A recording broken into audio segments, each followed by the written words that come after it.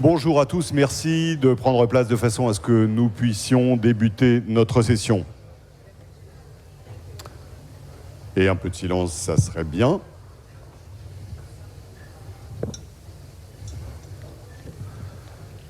Bonjour à toutes et à tous.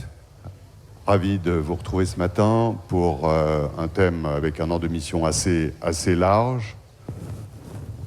Mais évidemment, un thème clé, un autre modèle de croissance est possible. Il n'y a pas de point d'interrogation. Donc, c'est une charge qui pèse sur vos épaules. Merci de bien vouloir faire silence, s'il vous plaît, et de vous installer le plus rapidement possible. Pour traiter ce sujet, bien sûr, un membre du Cercle des économistes et Isabelle Méjean, qui est coordonnatrice de la session, qui est aussi, bien sûr, économiste.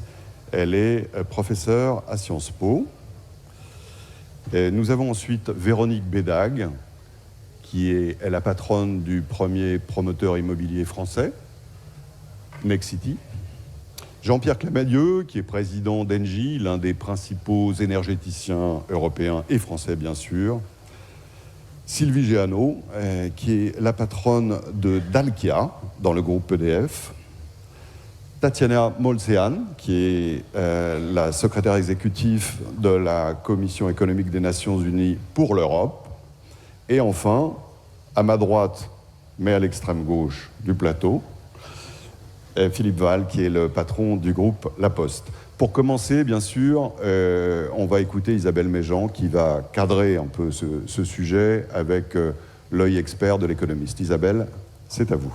Merci beaucoup, merci d'être là, merci aux participants d'avoir accepté de contribuer à cette table ronde. Donc aujourd'hui, on va parler croissance et j'ai envie de dire on va finalement parler croissance parce que c'est un sujet qui a été étonnamment absent des derniers mois de campagne en France. On a très peu parlé des sujets de croissance, alors même qu'il y a évidemment beaucoup de choses à dire, à la fois du point de vue quantitatif et du point de vue qualitatif. Donc du point de vue quantitatif, on le sait, il y a un décrochage qui est bien documenté de l'Europe par rapport aux États-Unis en termes de croissance de la productivité. Ce décrochage, on l'observe depuis le milieu des années 90. Il s'accélère à partir de la période du Covid. Et ce décrochage, il est d'autant plus inquiétant que nous sommes dans des périodes de changement technologique importants qui devraient nous apporter des gains de productivité. Donc je ne vais pas développer. Philippe Aghion en a parlé hier dans la séance introductive. Mais nous devons nous poser la question des gains de productivité. Ces questions, elles portent aussi sur le qualitatif. Quel modèle de croissance pour les 30 dernières années? Et ici, il y a des enjeux qui ont été, pour le coup, peut-être un peu plus discutés récemment. On a beaucoup parlé des questions d'inclusivité. Quel modèle de croissance qui soit inclusif, qui embarque tout le monde dans le système? Et il y a évidemment beaucoup de choses à dire sur ce sujet. Et puis, je pense qu'aujourd'hui, c'est difficile de nier le fait que la croissance des 30 prochaines années sera verte ou ne sera pas.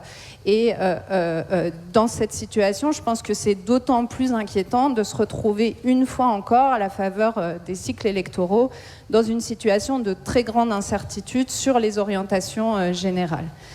Pourquoi est-ce que c'est inquiétant? Parce que opérer la transition, ça nécessite des changements de nos modes de société qui sont très importants. Ça a été bien documenté dans le rapport de Jean Pisani-Ferry et de Salma Mahfouz. Les besoins de changement pour atteindre un modèle de croissance zéro carbone nécessitent un remodelage de nos modes de production qui est très important, qui est comparable à celui qu'on a observé dans les grandes périodes de révolution industrielle, mais qui doit se faire beaucoup plus rapidement et qui doit être orienté, dirigé par les politiques publiques. Donc en termes quantitatifs, on estime que ça nécessite des investissements de l'ordre de 2 points de PIB à l'horizon 2030. Donc c'est des investissements budgétaires qui sont massifs, mais qui sont rentables au regard du coût de l'inaction. Un papier récent de Adrien Bilal et son co-auteur estime par exemple qu'un degré supplémentaire à l'échelle mondiale, ça coûte 12% du PIB mondial. Donc ici, il n'y a pas photo. On sait qu'il faut agir et il faut agir rapidement. La question, c'est à quel rythme est-ce qu'on agit? Et clairement, aujourd'hui, les efforts ne sont pas suffisants, les investissements publics ne sont pas suffisants et pas suffisamment efficaces. Et encore une fois, ça a été discuté hier. Et puis, il y a encore insuffisamment d'investissements privés qui se dirigent vers les technologies de la décarbonation. Donc évidemment, dans cette table ronde, on va avoir plein de choses intéressantes à dire sur toutes ces questions. Comment mettre en place un système pour stimuler l'investissement privé. Je vais juste finir sur encore quelque chose qui est sans doute un peu un écho à l'actualité. Ce qui est très bien documenté empiriquement, c'est que l'investissement privé, il ne se fait pas dans des périodes de forte incertitude, que cette incertitude soit politique, économique, réglementaire. Donc on a besoin d'une orientation claire, on a besoin que l'orientation claire qui a été mise en place par la précédente commission soit prolongée aujourd'hui avec des étapes claires sur la décarbonation de l'économie. Et puis on continue à avoir besoin, et c'est pas très populaire de le dire, mais d'une puissance normative à l'échelle européenne, parce que pour échanger, mettre en place les changements technologiques dont on parle, il faut avoir un cap réglementaire, connaître un petit peu les normes qui vont être choisies dans les prochaines années. Donc voilà, je me réjouis d'entendre ce que les autres ont à dire sur ces sujets et je vous remercie encore de participer. Merci. Merci Isabelle pour ce cadrage. Je me tourne maintenant vers vous, Véronique Bédac. Vous êtes patronne de Nexity, je le disais. Une croissance inclusive évoquée par Isabelle à l'instant. Bon, ça commence bien sûr par l'accès au logement, pour tous. La crise du logement, ce n'est pas un problème spécifiquement français, mais il est français. Et c'est l'un des facteurs qui explique la crise politique actuelle. Quels sont, selon vous, professionnels éminentes du secteur, les leviers pour améliorer la situation ? Je reviendrai dans une minute, mais c'est vrai qu'en préparant cette table ronde, Philippe Val faisait remarquer qu'il n'y avait pas de décroissant autour de la table, et tu l'as regretté, tu te dis quand même il faudrait qu'on ait un peu de partisans de la décroissance. C'est pas vous qui allez jouer ce rôle-là? C'est pas moi qui vais jouer ce rôle-là, parce qu'au fond, quand on discute avec nos concitoyens, quand on voyage dans le monde aussi, vous en direz un mot dans une minute, la croissance, ça garde au fond un aspect très positif. Dans la vraie vie, dans la croissance, ça nourrit, ça protège, ça loge. Je rappelle qu'il y a des gens qui vivent dans la rue dans notre pays. Il y a beaucoup d'habitats informels dans le monde entier. Donc la croissance est associée au fond à l'amélioration des conditions de vie des humains. Mais effectivement, les modèles traditionnels de croissance de nos économistes ne rendent pas tout à fait bien compte de ce qui se passe aujourd'hui. Il s'est passé deux choses. Bon, la crise écologique, on s'est rendu compte que le monde était fini. Moi, quand j'étais jeune, il y a fort longtemps, on n'imaginait pas le monde fini. Le monde est fini aujourd'hui. Avant, dans les entreprises, je pense qu'il fallait créer la demande, au fond. C'était la grande époque du marketing. On pouvait créer de la demande. On en a créé de la demande pendant des années et des années. Et puis aujourd'hui, il arrive que des entreprises nous enseignent à moins consommer. Jean-Pierre, j'ai vu Engie le faire. Mais ça, évidemment, c'est ça qu'il faut faire. Mais vous imaginez la révolution à l'intérieur de l'entreprise.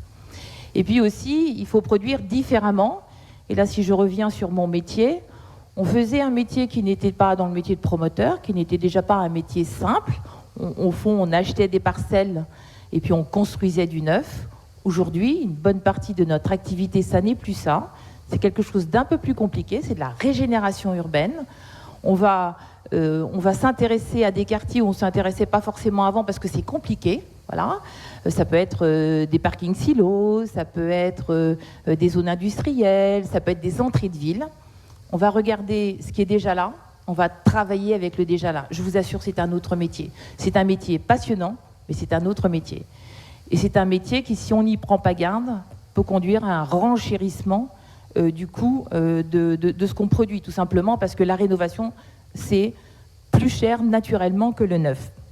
Donc vraiment, une crise écologique qui a changé la façon qu'on a eu de regarder nos métiers, et je pense qu'on le dira tous de notre fenêtre. Et puis une crise sociale. Ce que l'on sait aussi aujourd'hui, c'est que la croissance, il n'y a pas de main invisible. En fait, elle ne se préoccupe pas naturellement de l'égalité d'échange, de l'égalité d'accès au logement, à l'éducation. Et on s'est rendu compte aussi, je pense, que lorsque ces conditions-là n'étaient pas respectées, alors il y avait une cohésion sociale qui éclatait, et puis c'était un vrai obstacle à la croissance. Et vous le savez, moi, depuis 3 ans, je suis vocale à la tête de Nexity, parce que Nexity est une boîte engagée, parce qu'on a vu monter l'assignation à résidence. Le fait de ne pas construire de neuf, si je résume, on va construire dans les années qui viennent 2 fois et demi moins de neuf qu'il le faudrait. Ça signifie simplement que ceux qui veulent bouger dans cette société, parce qu'ils veulent trouver un travail ailleurs, parce qu'ils veulent étudier, parce qu'ils décohabitent, eh bien, ceux-là sont assignés à résidence. Il n'y a pas de respiration dans le système. Vous m'avez entendu, je l'ai dit, mais ça fait 3 ans que je le dis. J'ai parlé des étudiants, j'ai parlé des jeunes, j'ai dit on ne s'occupe pas d'eux, on ne leur donne pas de mouvement, on ne leur permet pas le mouvement. Ça n'est pas possible, il faut s'en occuper. Alors, j'ai eu une belle victoire posthume qui a été le président qui a dit vraiment on ne s'est pas occupé du logement des jeunes. Mais ça, c'est vraiment un frein complet à la croissance. Donc moi, je pense que la croissance, c'est la transition énergétique aussi. Mais il faut l'engager en se préoccupant d'égalité, parce que la transition énergétique, ça coûte, et que c'est à cette condition-là qu'on réussira à retrouver une croissance durable. Merci Véronique, on reviendra bien sûr sur cette question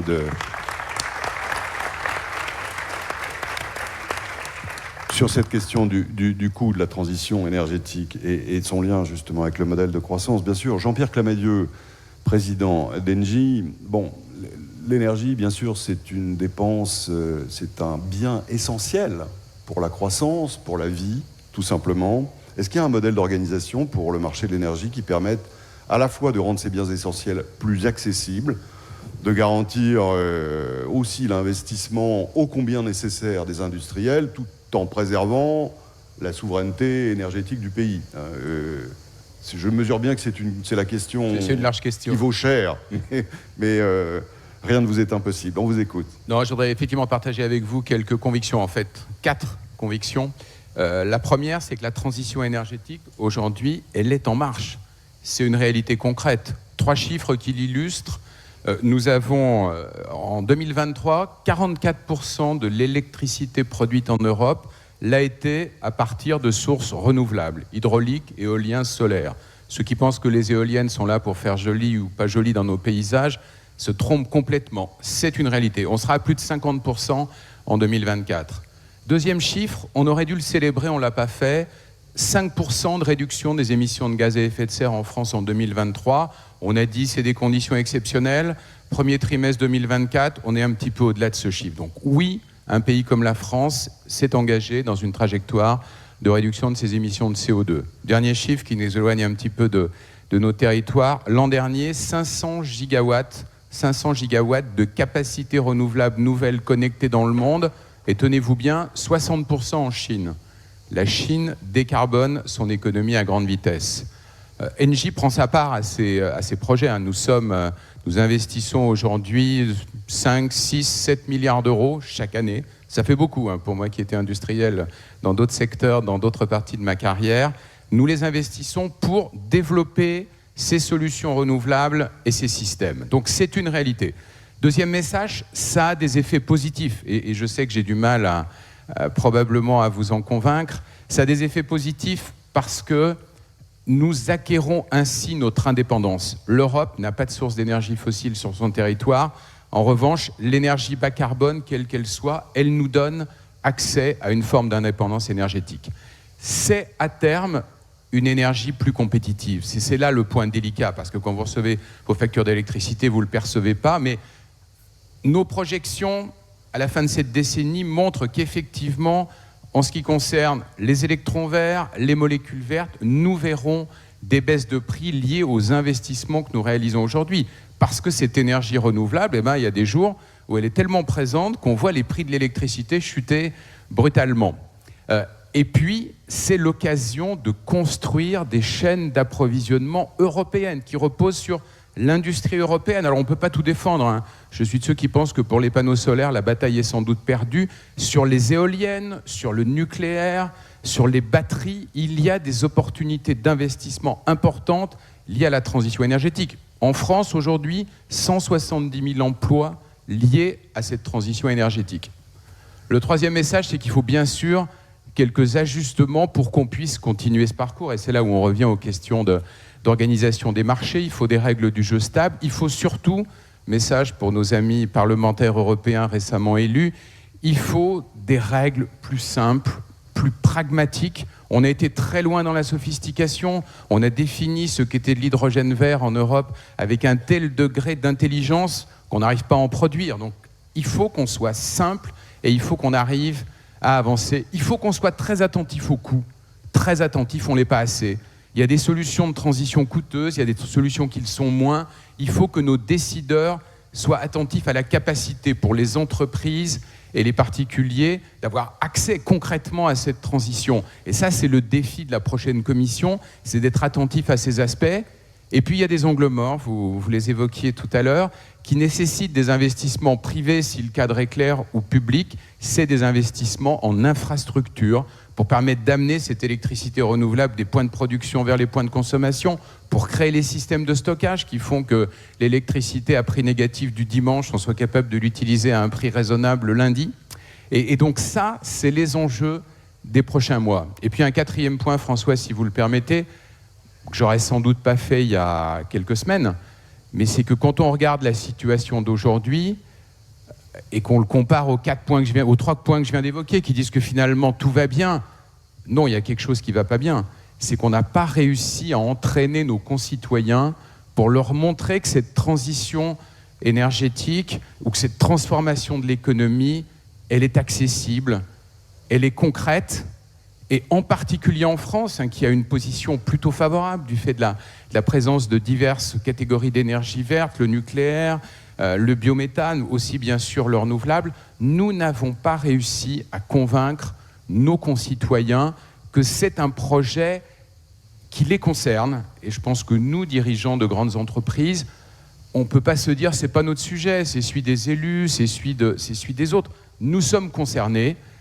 Ceux qui assistent à ces rencontres depuis quelques années ont vu des sujets comme la stratégie des groupes, la raison d'être, devenir un thème très important. Nous faisons tous ici des efforts pour engager nos salariés. Le Covid a été l'occasion d'actions de solidarité remarquables. Et pourtant, quand on regarde les résultats de dimanche dernier, on voit qu'il y a beaucoup de gens qui sont très sceptiques, au bord du chemin, quelquefois au bord de la révolte. Et ça, je crois que ça nous amène à devoir nous poser des questions. Comment est-ce qu'on peut faire mieux? Comment on peut engager nos salariés? Comment on peut engager nos supply chains, nos fournisseurs, nos clients, pour employer des mots tout simples? Comment on peut engager les territoires sur lesquels on intervient? On n'a pas su très bien faire, on n'a peut-être même pas su bien faire. Je m'exprime bien sûr à titre personnel et pas spécifiquement au nom d'Engie sur ce sujet. Il faut qu'on quitte ces rencontres avec l'envie de faire beaucoup plus et beaucoup mieux sur ces thèmes. Merci.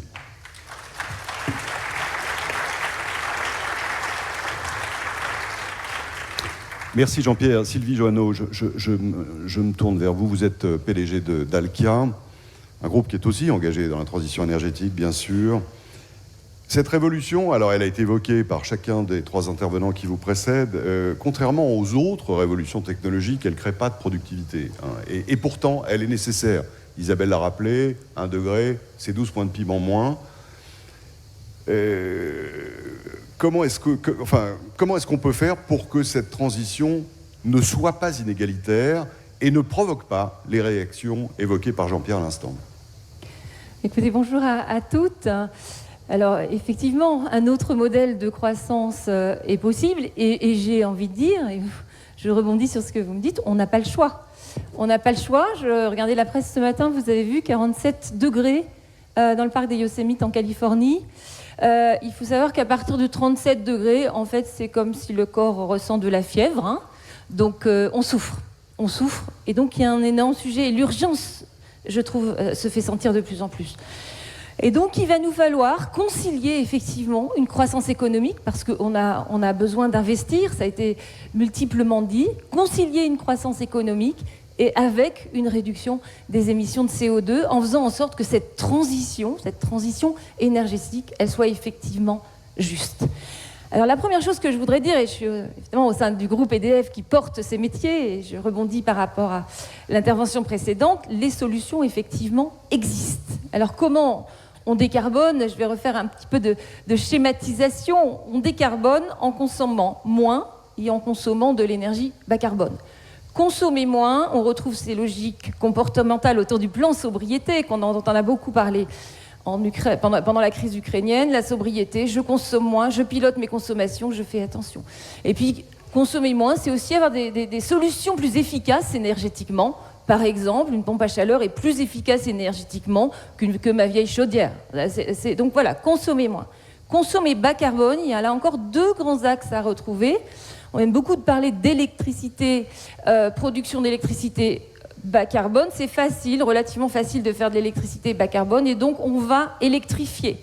L'électricité va croître en consommation, on va électrifier les véhicules électriques, on va électrifier à travers des pompes à chaleur, on va électrifier en produisant de l'hydrogène, premier axe. Et puis il y a un deuxième axe dont on parle probablement un peu moins, qui est la production de chaleur.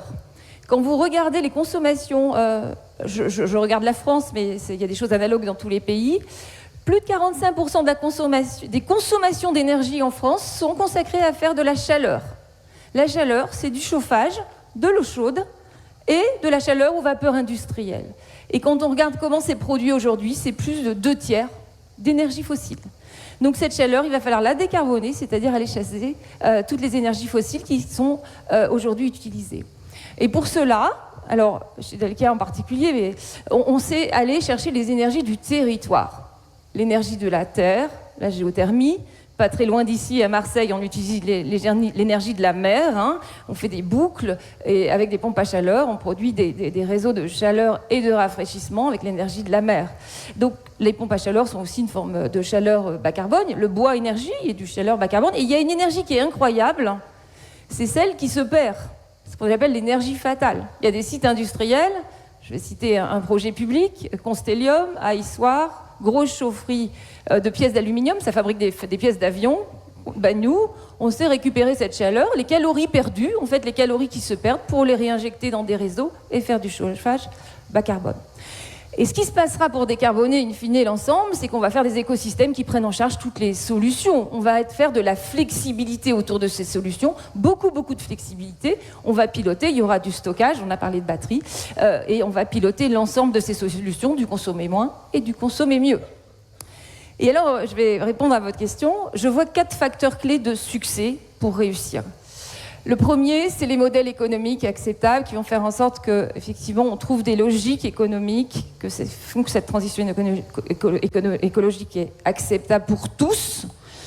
Et évidemment, on parlait un petit peu du flou aujourd'hui politique, on a besoin d'un certain nombre de régulations qui donnent de la vision. Donc il y a un certain nombre de solutions qui sont accompagnées, vous le savez bien, par des subventions. Par exemple, pour les réseaux de chaleur aujourd'hui, ça s'appelle le Fonds Chaleur, qui est piloté par l'ADEME. Deuxième axe de progrès, l'innovation. L'innovation, il y en aura partout, hein, technologique, digitale. Je vais vite, donc je vous donne mes 4 facteurs clés de succès. Troisième facteur clé de succès, c'est faire, et ça a été dit juste à l'instant, je ne détaille pas, de cette transition énergétique un facteur de réindustrialisation. Fabriquons nos pompes à chaleur en France, fabriquons nos tuyaux en France, etc. Enfin, toutes ces solutions-là, ce qu'on n'a pas fait pour les panneaux photovoltaïques, effectivement. Et puis, dernier point, et c'est quand même le nerf de la guerre, les compétences. On ne réussira pas cette transition, cette croissance verte et durable si nous n'avons pas les compétences. Ça veut dire des techniciens, ça veut dire des ingénieurs. Et puisque les thématiques, je pourrais parler très longtemps des compétences, François, mais puisque la thématique de ces rencontres, c'est relier les mondes, alors juste un petit clin d'œil, relions le monde de l'école pour rendre attractifs ces métiers de la transition énergétique qui sont diablement porteurs de sens. Merci.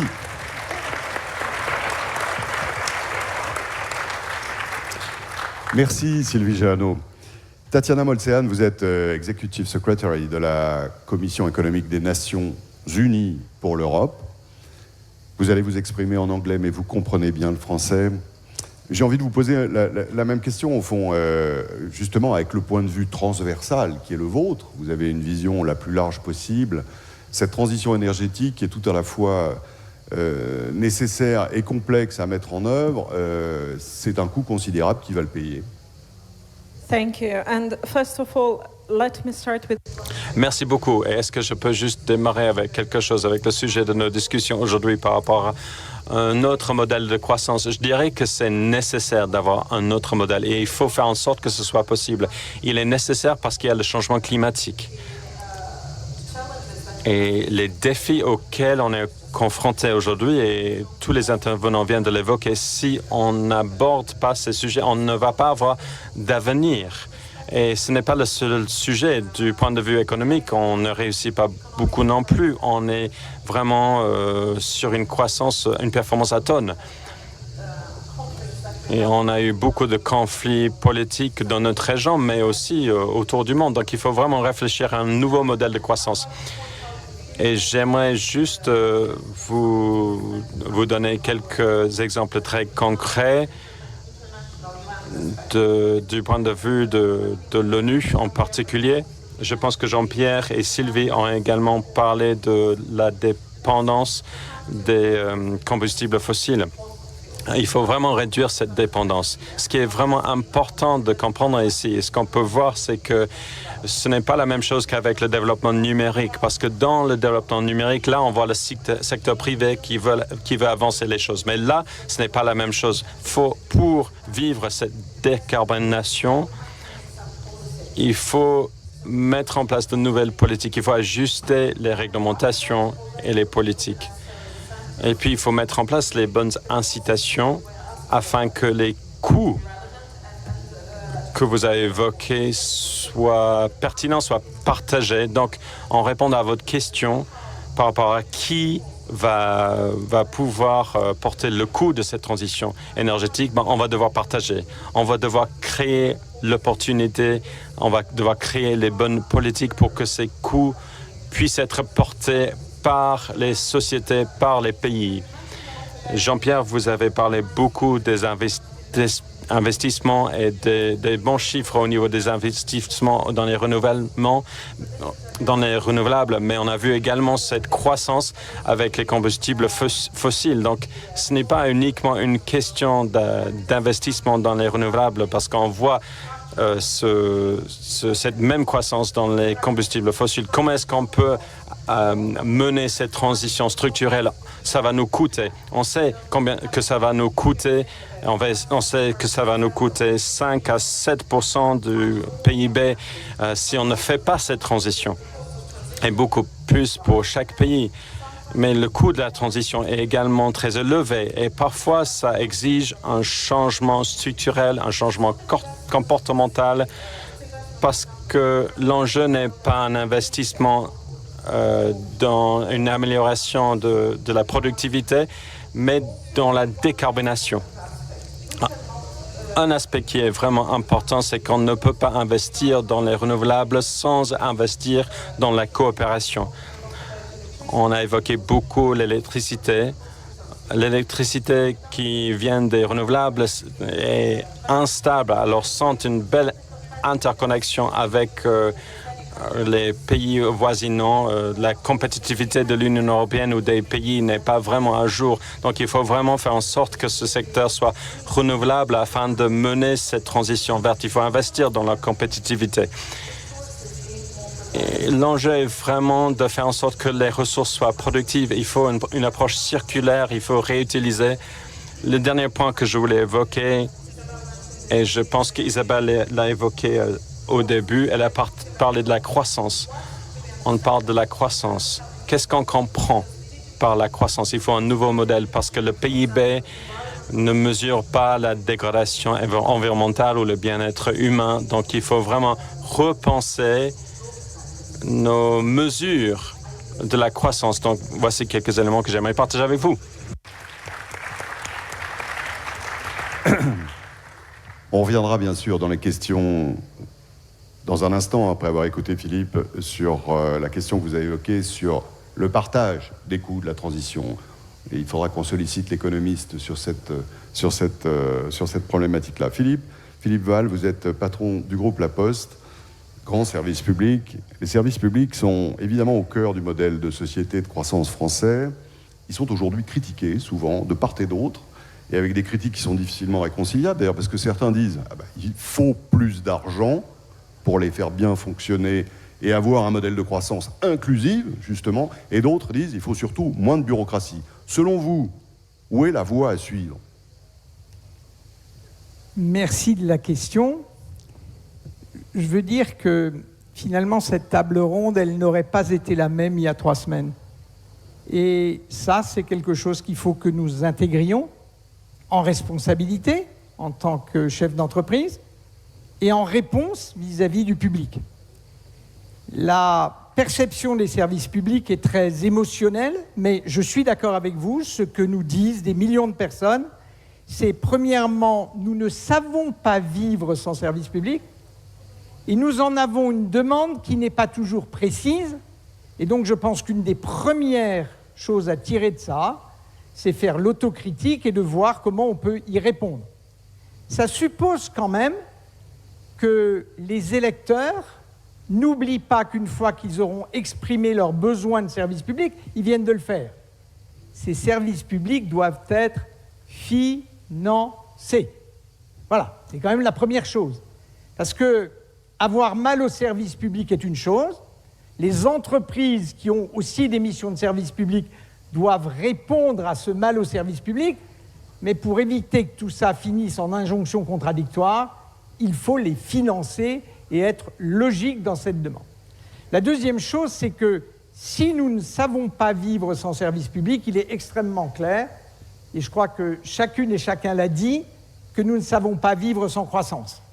Est-ce qu'il faut s'en désespérer ou pas? Ce n'est pas le sujet. On n'a pas de partisans de la décroissance sur le plateau, mais nous, collectivement, là, nous tous, nous ne savons pas vivre sans croissance. Et par contre, il importe de mieux partager la croissance. Et alors, comment on fait?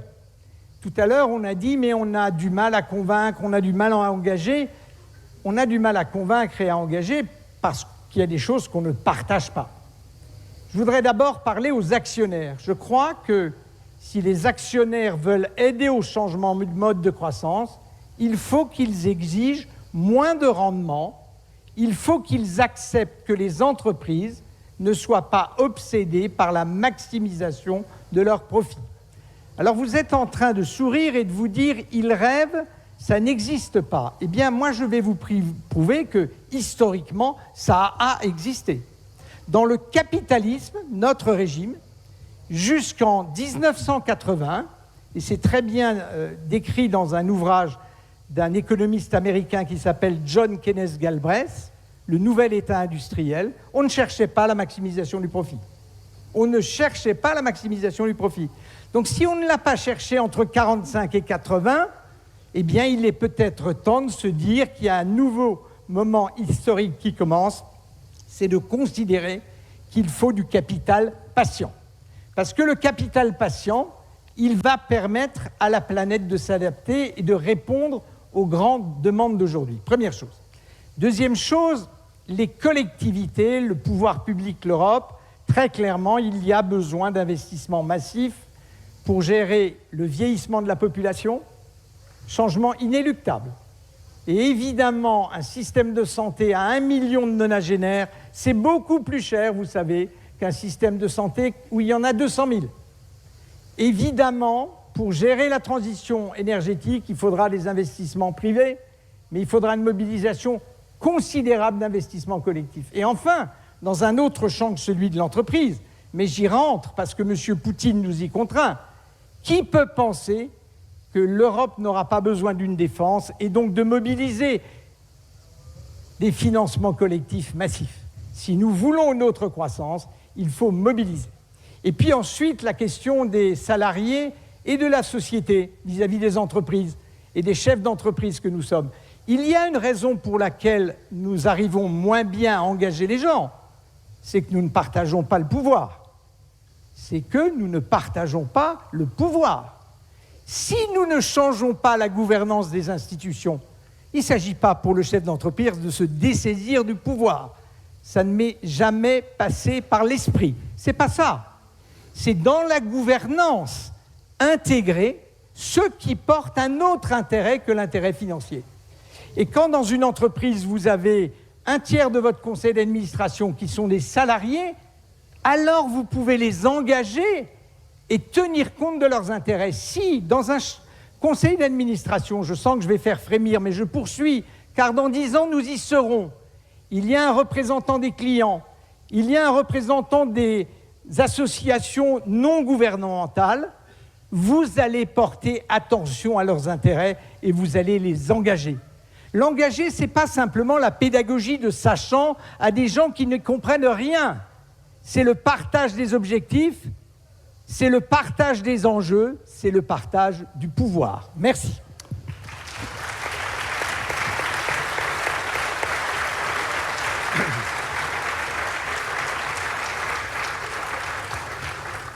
Merci Philippe, un capital patient et un pouvoir partagé.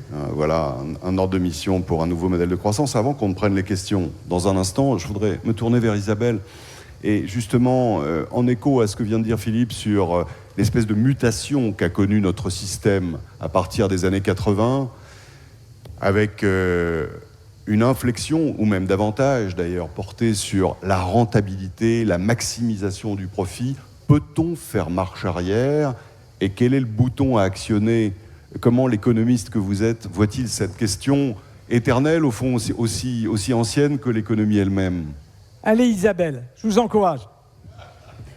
Non, mais je pense que c'est super intéressant et c'est vraiment très ancré finalement dans les théories. On a tendance à dire il y a le monde des théoriciens de l'économie, il y a le monde des practitioners.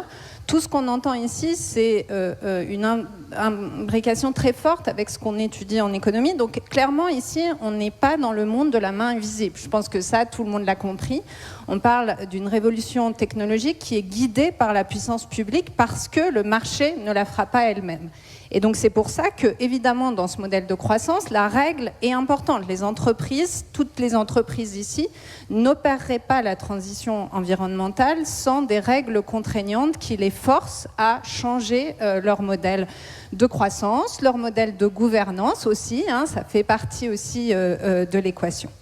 Donc les règles sont importantes et l'argent public est crucial parce que effectivement des solutions existent sur certains pans de la décarbonation, mais on sait aussi que pour arriver au net zéro, il y a aussi des technologies de rupture qui aujourd'hui ne sont pas au stade de la maturité. Et donc c'est là que le problème de l'investissement public dans la recherche et développement sur ces technologies de rupture est vraiment inquiétant parce que les derniers morceaux, là on est encore sur la partie facile entre guillemets de la décarbonation, mais pour aller au bout on a besoin de beaucoup plus et de beaucoup plus d'innovation de rupture. Le dernier point dont on a beaucoup parlé, c'est l'inclusivité, comment construire une croissance inclusive. Et de nouveau, c'est complètement lié au fait d'avoir un changement, une rupture qui est guidée par la puissance publique. La puissance publique doit prendre sa part parce que la transition ne se fait pas sans la puissance publique. Mais la puissance publique, c'est pas nous, c'est pas les gouvernements, c'est les citoyens. Et donc, ce changement ne se fait pas sans une forme d'acceptabilité. Et c'est bien là qu'on voit aujourd'hui. L'acceptabilité n'est pas là. On l'a vu à différentes occasions. Et il ne suffit pas de le commenter, finalement. Nous, c'est un peu facile. On commente ce problème d'acceptabilité. Mais les solutions sont encore difficiles à venir. Pourquoi est-ce qu'on n'a pas cette acceptabilité ? C'est facile parce que ici, dans cette salle, nous sommes tous les gagnants de la croissance brune et nous serons tous les gagnants de la croissance verte. Et ça, on le voit très bien, y compris dans les corrélations de vote. Si vous regardez qui sont majoritairement les électeurs du Rassemblement national aujourd'hui, le premier prédicteur, c'est le diplôme. Donc si vous avez un diplôme, vous pouvez profiter de ces éléments de croissance verte, de l'inclusivité, etc. Sans diplôme, l'acceptabilité est beaucoup plus difficile à venir. Et c'est pour ça que je pense que c'est important de revenir sur ces questions de compétences, d'adéquation de la main-d'œuvre avec les besoins et de formation tout au long de la vie, mais aussi à l'école et dès les premières années à l'école, finalement. Merci Isabelle. Je voudrais qu'on poursuive. Je voudrais qu'on poursuive un instant sur la question des profits. Jean-Pierre, les super profits du monde de l'énergie font l'objet de convoitises à peu près mondiales d'ailleurs. Je vois que le nouveau gouvernement britannique, c'est l'un des points où il souhaite augmenter les impôts. Dans le débat politique français, je n'ai pas besoin de rappeler les éléments récents qui font que ça a été un point de focalisation. Mais comment est-ce qu'on peut vendre la transition énergétique pour tous, tout en faisant des super profits? Bon, quand même pas évident en termes d'acceptabilité. Et pour poursuivre la réflexion ouverte par Philippe, est-ce qu'il y a une possibilité de stopper, et si oui, comment, cette course au profit qui non seulement, disons, qui est un ferment de déstabilisation sociale, mais qui compromet l'acceptabilité de la transition? Alors, il y a une réponse simple, c'est que ces profits, il faut les réinvestir. Je disais tout à l'heure que Engie investit chaque année 6 ou 7 milliards dans la transition énergétique, et puis comme il faut maintenir un certain nombre d'autres installations, on doit investir au total 8 ou 9 milliards d'euros. Et effectivement, ceci est possible parce que le groupe génère des profits, parce que nos activités sont rentables. Et dans la relation avec nos actionnaires, je vais revenir sur Oui, parce que c'est la question des actionnaires qui était évoquée par Philippe.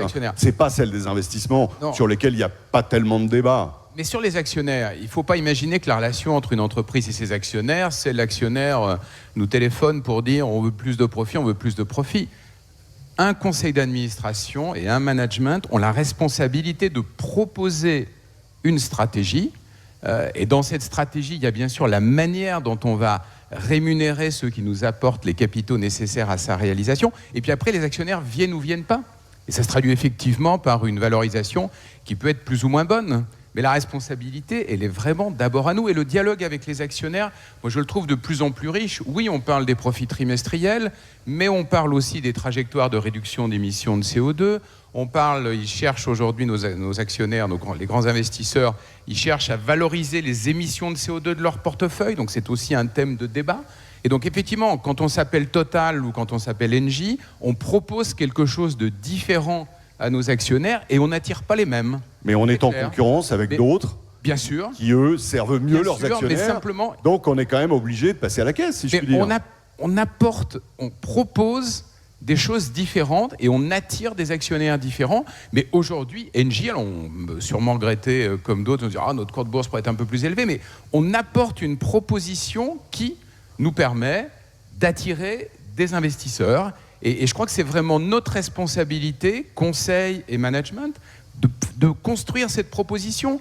On a une politique de dividende chez Engie, on considère qu'elle est raisonnable, elle pourrait être plus généreuse, ça attirerait peut-être un peu plus d'actionnaires, le cours de bourse remonterait, elle pourrait l'être moins, ça attirerait moins. Donc à nous de trouver cet équilibre. Et aujourd'hui, il y a une variété d'investisseurs devant nous qui est suffisamment grande pour qu'on puisse trouver ceux pour lesquels notre projet résonne. Et puis un deuxième point, Philippe, qui me paraît important, le partage du pouvoir. Dans un conseil d'administration comme Engie, nous avons 14 administrateurs, 4 représentants des salariés.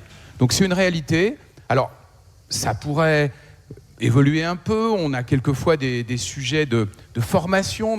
Comment est-ce qu'on arrive à générer ces administrateurs représentant les salariés? Mais ce dialogue au sein d'un conseil d'administration, et je vois quelques administrateurs d'Engie qui sourient dans la salle, mais ce dialogue au sein d'un conseil d'administration entre des administrateurs qui ont des angles de vue différents, il est riche et il permet d'aboutir à des décisions qu'on espère le plus équilibrées possible. Très bien. Tatiana et Philippe, brièvement s'il vous plaît, de façon à ce qu'on puisse poursuivre le débat.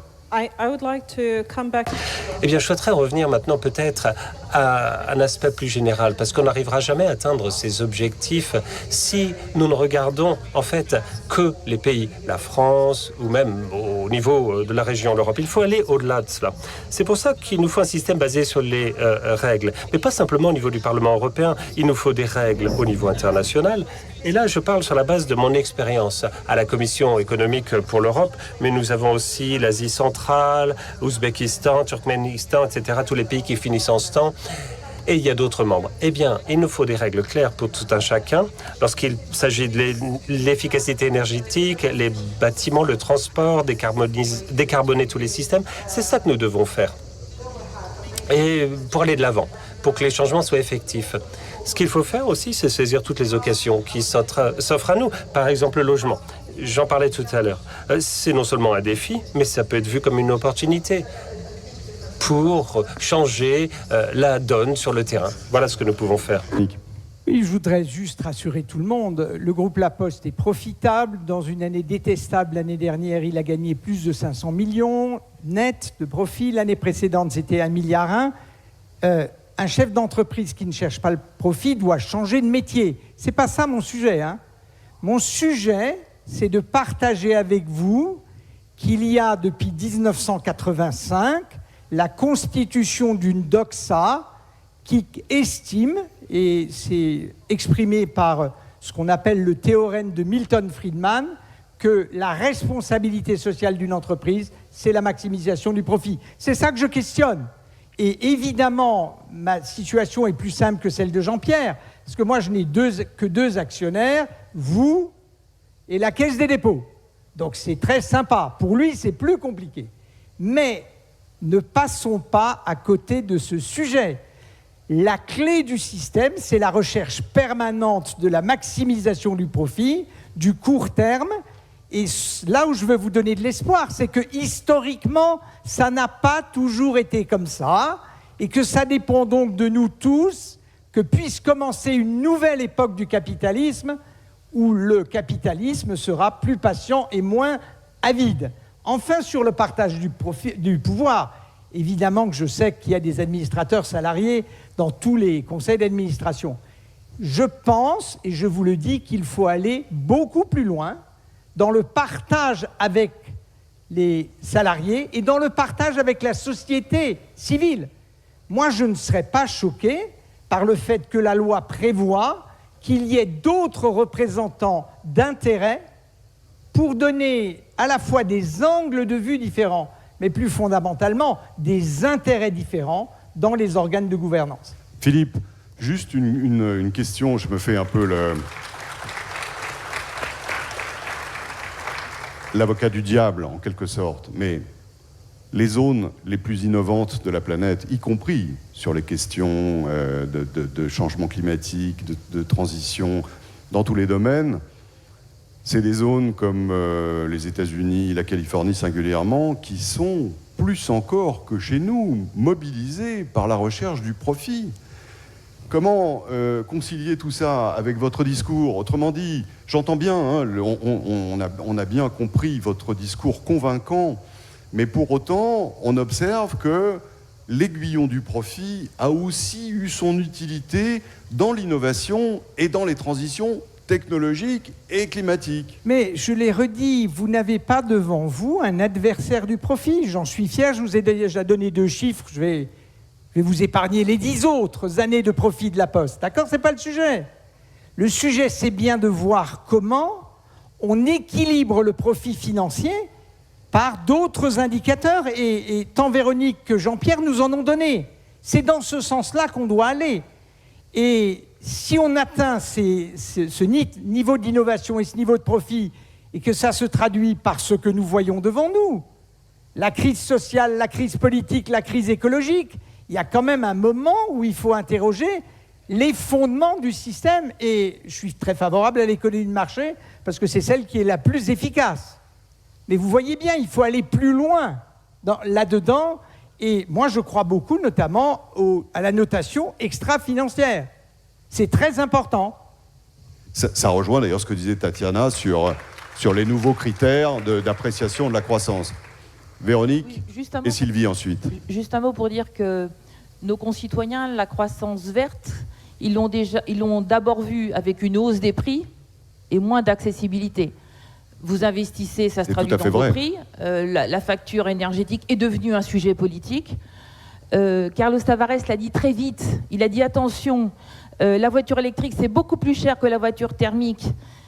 Or, il y a plein de Français qui ont besoin de voitures et qui n'ont plus accès à ces voitures-là. Je parle du logement. Nous, c'est notre combat quotidien.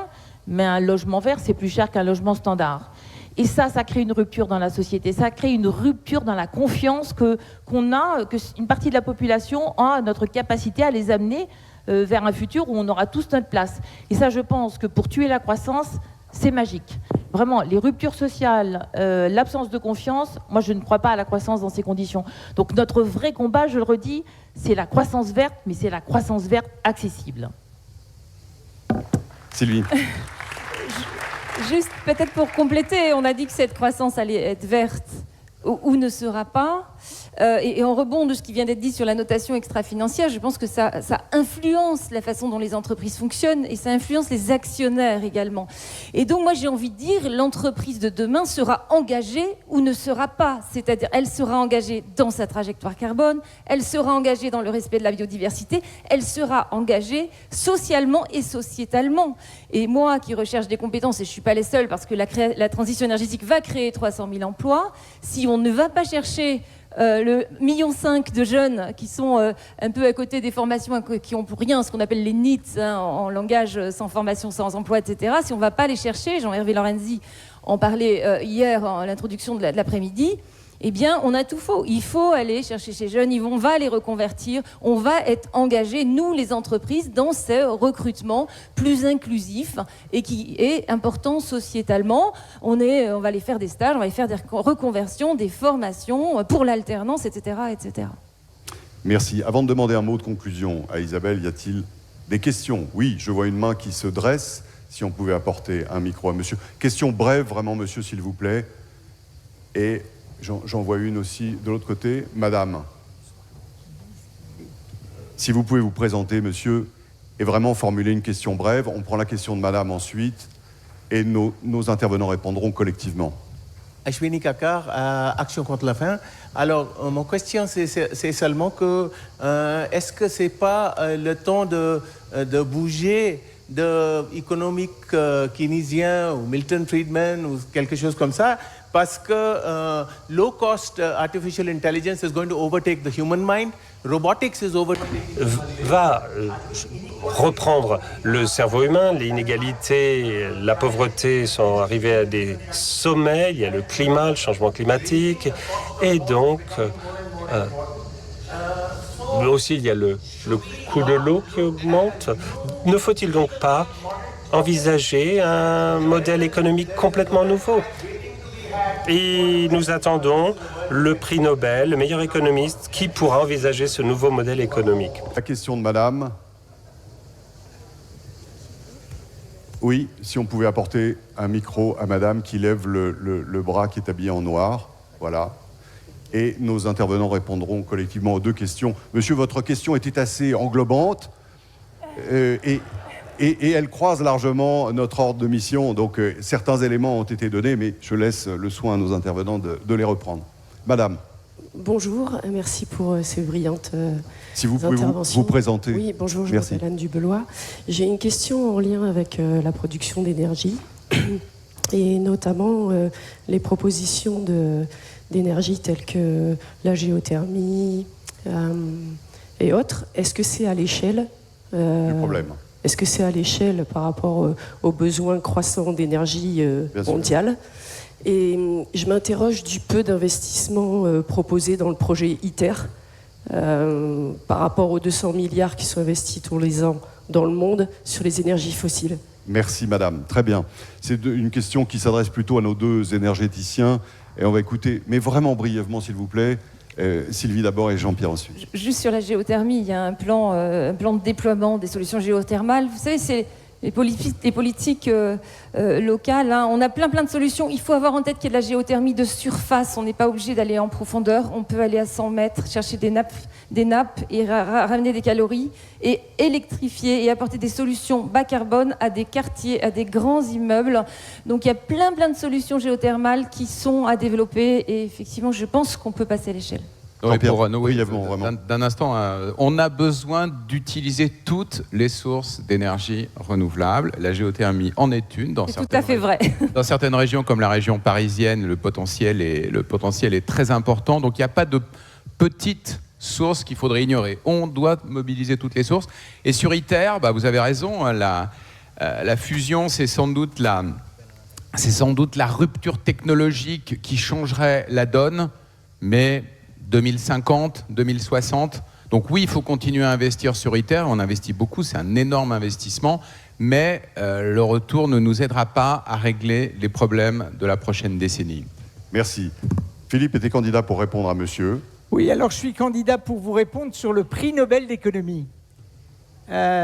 J'ai aucune vocation à avoir le prix Nobel d'économie, mais je pense que nous tous, on devrait essayer d'avoir le prix Nobel de l'efficacité économique et sociétale. Ça vaut vraiment le coup. Prix Nobel d'économie, trop compliqué pour moi. Merci. Le mot de la fin pour Isabelle, mais vraiment très bref, s'il vous plaît, Isabelle. Non, je pense qu'on a eu une discussion très riche. Le prix Nobel d'économie, c'est trop compliqué pour moi aussi, ça c'est certain. Mais je pense que c'est des questions sur lesquelles les industriels réfléchissent et les économistes réfléchissent et la science-économie change évidemment dans cette période très exceptionnelle. Donc, je pense qu'on peut quand même reconnaître une évolution importante des théories sur tous ces sujets-là. J'ai pas grand-chose de plus à dire. Le débat a déjà été très très riche. Merci beaucoup à tous, c'était très intéressant. Merci.